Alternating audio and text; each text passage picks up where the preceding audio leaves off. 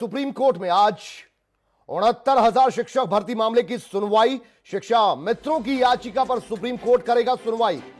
3 जजों की खंडपीठ करेगी मामले की सुनवाई। शिक्षा मित्रों ने की है। कोर्ट ने 21 मई को मांगा था पास शिक्षा मित्रों का डेटा। 40 से 45 के कट ऑफ पर पास शिक्षा मित्रों का मांगा था डेटा। शिक्षा भर्ती पर इलाहाबाद हाईकोर्ट लगा चुका है स्टे। हाईकोर्ट की लखनऊ बेंच ने 3 जून को स्टे लगा दिया है। तो अभी जो नियुक्ति होने जा रही थी, काउंसलिंग की जो प्रक्रिया शुरू होने जा रही थी, उस पर तो स्टे लग चुका है, लेकिन अब सुप्रीम कोर्ट में 37,000 कुछ पदों के लिए रोक लगाने के लिए जो शिक्षा मित्रों ने याचिका दायर की है, उस पर आज सुनवाई होगी। हमारे संवाददाता अमित दुबे इस वक्त हमारे साथ फोन लाइन पर मौजूद हैं। अमित, आपसे जानना चाहेंगे, एक तरफ तो स्टे लग चुका है, दूसरी ओर ये पेंडिंग है याचिका सुप्रीम कोर्ट में शिक्षा मित्रों की।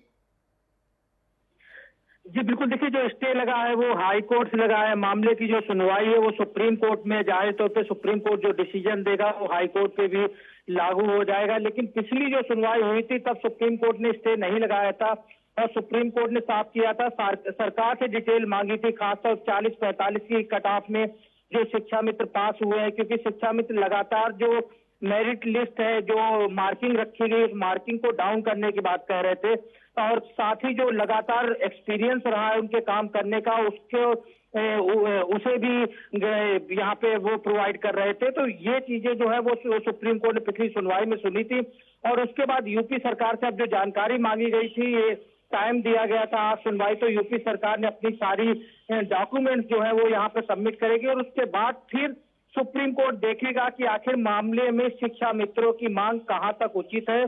और क्योंकि जस्टिस ललित की खंडपीठ जो है पहले भी इस तरह के मामलों की सुनवाई कर चुकी है और आज भी जब जस्टिस ललित की खंडपीठ बैठेगी तो ये सारी चीजें जो है वो उनके जहन में होंगी। अच्छा, शिक्षा मित्रों की कुल संख्या कितनी है? क्यों 37,000 कुछ पदों पर होल्ड करने की बात या याचिका शिक्षा मित्रों ने लगाई है?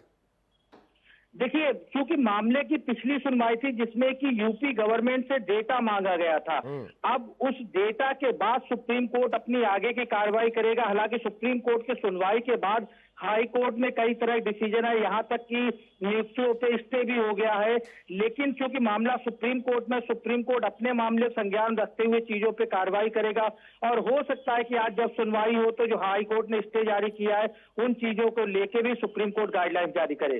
जी अच्छा, क्योंकि सुप्रीम कोर्ट पहले ही कह चुका था जो भर्ती प्रक्रिया है वो अब चलती रहनी चाहिए और एक मियाद भी थी उससे पहले तक नियुक्ति हो जानी चाहिए, लेकिन इस बीच हाईकोर्ट स्टे लगा सकता है, स्टे लगा चुका है। अब ऐसे में क्या सुप्रीम कोर्ट ये शिक्षा मित्रों की 37,339 पदों पर होल्ड करने की जो याचिका की सुनवाई कर रहा है, इसमें जो आपने बात कही उस पर भी सुनवाई हो सकती है जो स्टे लगाया गया हाईकोर्ट की ओर से? जी, पिछली बार जो सुप्रीम कोर्ट की सुनवाई थी 1 दर्जन से ज्यादा याचिकाएं थी और डिसीजन बहुत उथल पुथल वाला था। पहले जब सुनवाई शुरू हुई तो साफ तौर सुप्रीम कोर्ट ने उसे मना कर दिया और याचिका खारिज कर दी थी, लेकिन उसके बाद फिर सुप्रीम कोर्ट में जब दूसरी तरफ से पक्ष रखा गया तो फिर जस्टिस ललित की खंडपीठ। चलिए, बहुत शुक्रिया अमित दुबे इस पूरी जानकारी के लिए आपका।